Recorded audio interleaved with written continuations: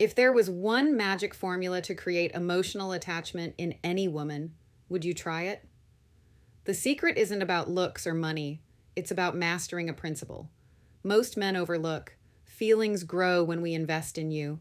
When we're uncertain and when we feel both excitement and safety, I'll break this down into 5 practical steps that flip the script, starting with how to position yourself as the prize. Let's see if you can handle it. Why we fall for what we invest in, not what you do for us. Most men think the way to win us over is by doing more texting every morning, planning every date, always checking in to make sure we're happy. But here's what's actually happening on our end when you're always the one reaching out, organizing, and keeping the energy up. It starts to feel one-sided. We notice when you're carrying the whole relationship, and instead of pulling us closer, it pushes us to the sidelines. The connection gets lopsided. We get used to you always being there, and that kills the spark before it even starts. The reality is, we don't develop feelings for what you do for us. We develop feelings for what we do for you when we put in our own time, effort, and emotional energy. That's when attachment grows. This aligns with the effort justification effect from psychology, where we value what we've worked for. If you're always the one initiating, planning, or following up, you're not giving us any reason to invest. It's like you're handing us something valuable without making us earn it. And as a result, we don't feel the need to hold on tight.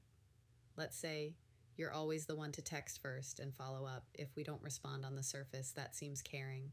But for us, it feels routine, like you're doing enough for the both of us, and we don't have to do much at all. The more predictable your attention is, the less we engage, and the less we engage, the less attached we feel. If we're never given the space to wonder about you, to question where we stand, or to miss your presence, we end up emotionally checked out. It's not about playing games, it's about creating space for us to step forward.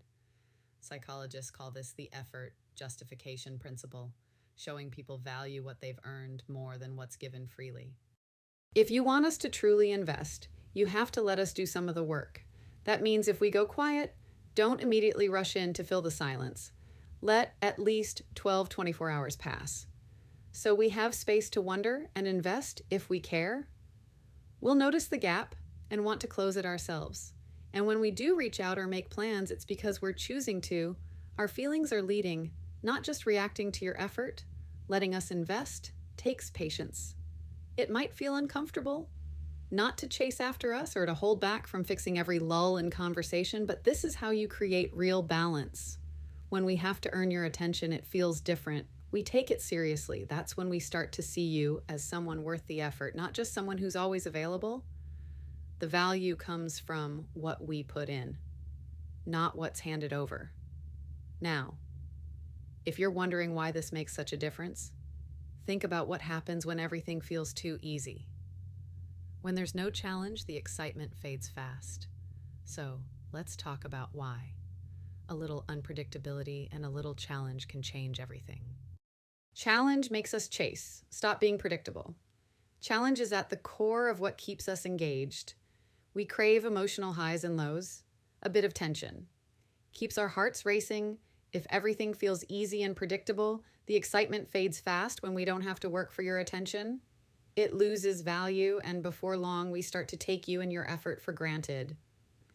It's not that we don't notice or appreciate your consistency. The problem is, without a sense of challenge or unpredictability, emotions don't thrive. We want to feel that anticipation, that little rush of wondering what you'll do next. When you're always available and every move is expected, the relationship slips into routine. We might stay out of habit or comfort, but the spark, the thing that makes us want to chase, starts slipping away. Consider how this plays out. You answer every message instantly. You're always the first to text, and you never let a conversation drop. At first, it's flattering, but soon it becomes background noise. We know you'll be there no matter what. There's nothing for us to earn, nothing for us to wonder about, and nothing to get excited over. The anticipation that was there in the beginning is gone, replaced by predictability. Here's where the science comes in. Neuroscience links novel experiences and unpredictability to dopamine spikes, the brain's way of rewarding us for paying attention. Relationships that give us a mix of emotions with highs, lows, and surprises keep us far more attached than those that are smooth and predictable when we never have to question where we stand or what's coming next. Our minds check out because there's nothing to hold our interest. So, how do you introduce challenge without playing games or being rude? It's about changing the script in small but meaningful ways. You don't have to reply right away every time we text. Let us wait. Give us a moment to wonder what you're up to. That pause is powerful. It makes your next message feel more important. And if we ask you something like, "What kind of woman are you into?" Don't just give a standard answer. Use a line that research backs as highly effective. "I don't know yet, you haven't convinced me you're my type." Suddenly the roles flip. Now we're thinking about how to win you over, not the other way around. That's unpredictability in action. Even small tweaks make a difference. If you're always planning dates, step back and let us take the lead. If we know your schedule inside and out, keep a little mystery. Those moments where we're not sure what you'll do next or when we have to put in effort, those are the moments that stick. We value what we work for. And when you create space for us to invest our feelings, deepen, you might notice that as you add these subtle challenges, our behavior starts to shift. We lean in, we pay closer attention, and we start to see you differently. The less predictable and accessible you are, the more we value your attention. Ready to see exactly how to tell when she's finally hooked, how to know when we're chasing you, when the dynamic shifts and we start chasing you, you'll notice it in the way we show up. We'll text first, check in about your day, and start suggesting plans. These are the signals that you've become someone we value, someone with standards, who doesn't hand out attention just because we expect it. But this only happens when you hold your ground and don't rush to fill every gap with reassurance or validation. Many men never experience this shift because they're too busy trying to win us over. They overcompensate by being constantly available, always reaching out and seeking approval.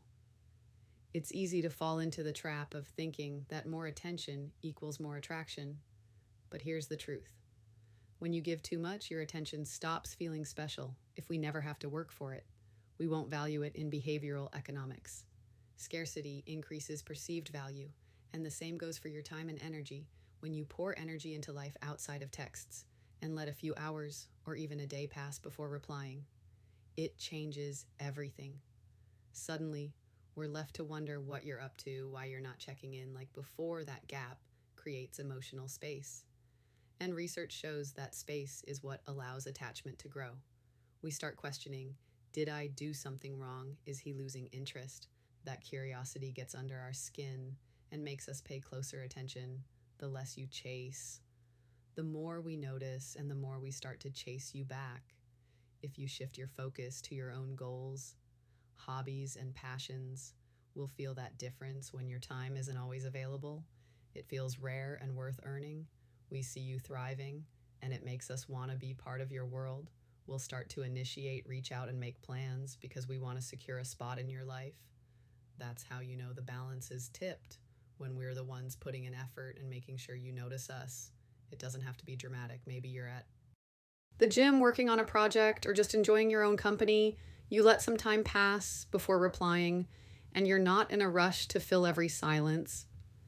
Instead, you give us the room to miss you. That's when we start to check in, text first, or suggest meeting up. The shift is subtle, but it's real. You'll see us leaning in, asking more, and trying to figure out what's going on with you. The less predictable your attention is, the more we value it. The key is balance. You don't want to be so distant that you seem uninterested, but you also don't want to be so available that we stop noticing consistency in your standards, and your own fulfillment is what keeps us invested.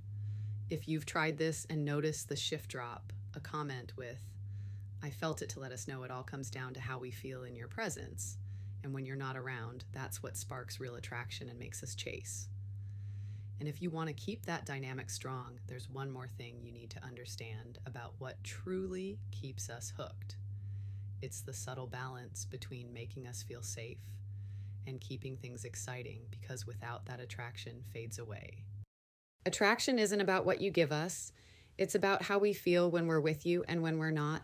We need space to think, miss, and wonder. Our feelings grow through investment challenge, scarcity timing, and patience. Not from constant attention or big gestures. When you create those moments, we start to chase because we value what we work for. Begin tonight, next time. We go quiet. Hold off for at least 12 hours and see if we reach out first. Feelings don't flip on instantly. They build over days and weeks of this balance. If you're committed to mastering this dynamic, hit like and subscribe for more insights. You may also like this next video.